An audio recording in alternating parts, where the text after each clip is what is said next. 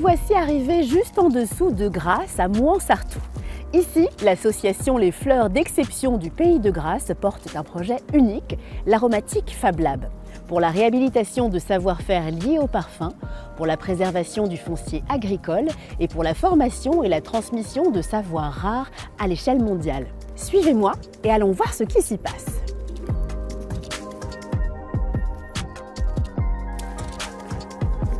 Bonjour mesdames. Bonjour. Alors qu'est-ce que vous êtes en train de faire, si je puis me permettre?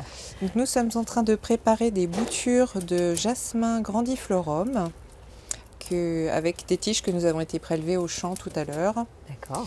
Et nous préparons les petites boutures qui pousseront ensuite quelques mois sous notre serre pour être ensuite plantées en champ. Ok. Est-ce que je peux vous prêter main forte? Avec plaisir. Vous allez couper toujours au-dessus de 2 petites feuilles, ça sera le haut de votre gabarit, et couper normalement aussi en dessous. Sans couper les feuilles, hein, j'imagine. Exactement, pour l'instant, mais vous allez voir après, on va s'en occuper. Et en dessous? Oui. Et si vous voulez, on peut mettre quelques petites tiges en terre.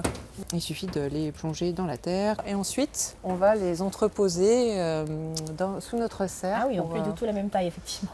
Voici ce qui a été déjà préparé il y a quelques semaines. Ouais. On les a mis en pouponnière où ils vont grandir doucement jusqu'au mois de mai-juin. Et là, ils pourront être plantés en plein champ.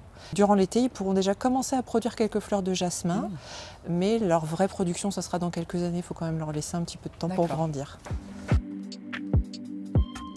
Grasse était une région productrice de fleurs. Oui. Elle a connu ses heures de gloire jusque dans les années 50 et puis les productions locales ont quasiment disparu jusqu'en 2009 au moment où l'association s'organise pour trouver des solutions pour promouvoir ces productions. Un des outils pour cela, ce sera la création de ce lieu, l'aromatique Fab Lab, qui va répondre à plusieurs enjeux de l'association.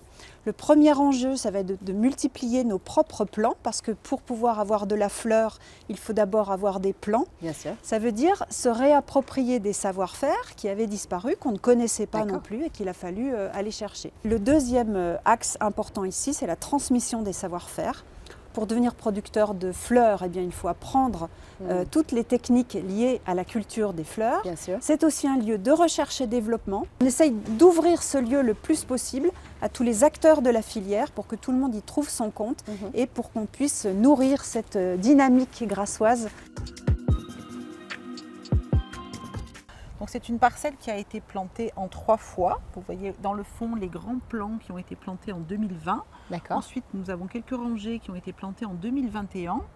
Et ici, nous avons 4 rangées qui sont plus petites. Ces plants ont été mis dans le champ courant mai, début juin. Et vous n'êtes que 2? Non. Nous sommes 2.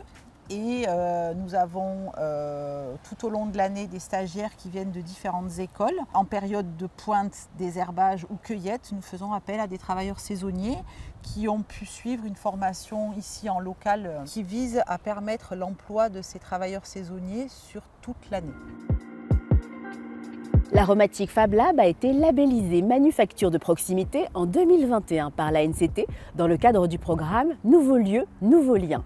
En conséquence, l'obtention d'un financement de plus de 300 000 € qui permettra notamment l'achat d'outils de séchage et de distillation qui seront partagés entre les différents membres de l'association. Des experts de l'ANCT sont également venus accompagner la structure pour mieux définir son projet et ses besoins.